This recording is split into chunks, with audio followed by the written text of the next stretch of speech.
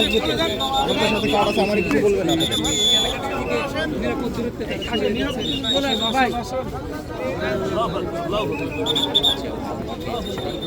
যারা ভিড় করেছিলেন ড্রাগনজিয়ার কবরের পাশে কবরটি দেখে জিয়া উদ্যান থেকে এখন সবাইকে বের করে দেওয়া হচ্ছে। এখানেই আগামীকাল জানাজা শেষে সাবেক প্রধানমন্ত্রী বেগম খালেদা জিয়াকে এখানে দাফন করা হবে, এমনটি কিন্তু আমরা জানতে পেরেছি। এই মুহূর্তে এখানকার পরিস্থিতি আপনাদেরকে যদি বলি, বিজিবির পাশাপাশি সেনাবাহিনীর সদস্য তারা কিন্তু এখানে মোতায়েন রয়েছে এবং তারা সাধারণ যারা উৎসুক জনতা যারা রয়েছেন তাদেরকে কিন্তু বের করে দিচ্ছেন, তেমনটি কিন্তু আমরা দেখাচ্ছিলাম আপনাদেরকে।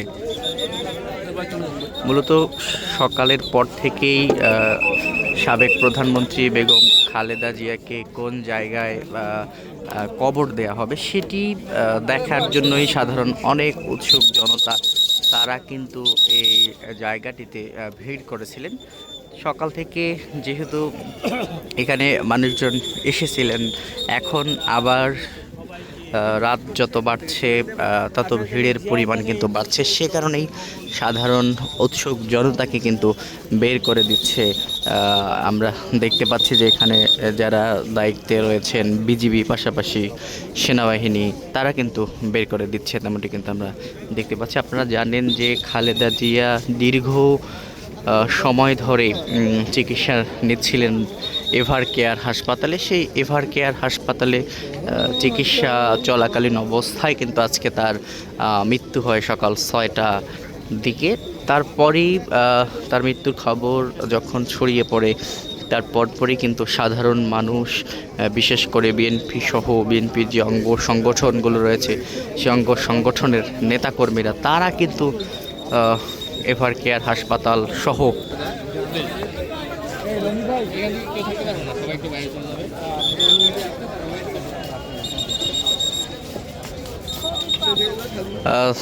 দেখতে পাচ্ছেন যে সাধারণ উৎসুক জনতাকে কিন্তু এখান থেকে বের করে দেওয়া হচ্ছে।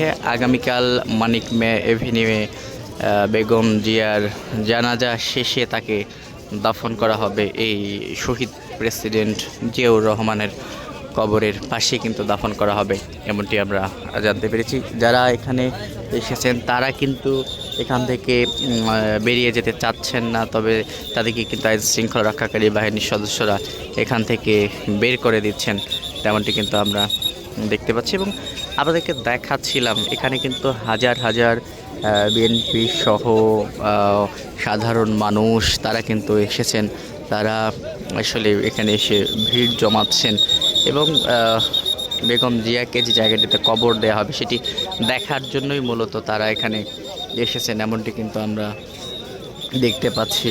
যে জায়গাটিতে কবর দেয়া হবে বা যে জায়গাটিতে কবর খোঁড়া হবে সেই জায়গাটিতে কিন্তু এখন পর্যন্ত কাউকে যেতে দিচ্ছে না আইন শৃঙ্খলা রক্ষাকারী বাহিনীর সদস্যরা।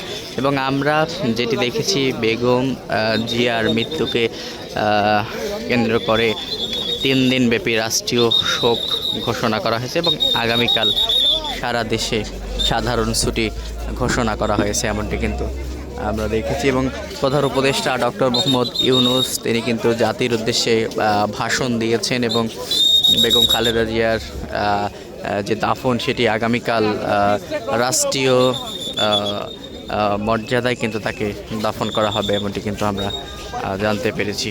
সব মিলিয়ে আমরা যেটি দেখাচ্ছিলাম আপনাদেরকে এই মুহূর্তে বেগম খালেদা জিয়ার যে জায়গাটিতে দাফন করা হবে সেই জায়গাটির পরিস্থিতি কিন্তু আমরা আপনাদেরকে দেখাচ্ছিলাম। দেখতে পাচ্ছেন যে সাধারণ যারা উৎসুক জনতা আসলে রয়েছেন তাদেরকে এখান থেকে সরিয়ে দেওয়া হচ্ছে এই মুহূর্তে।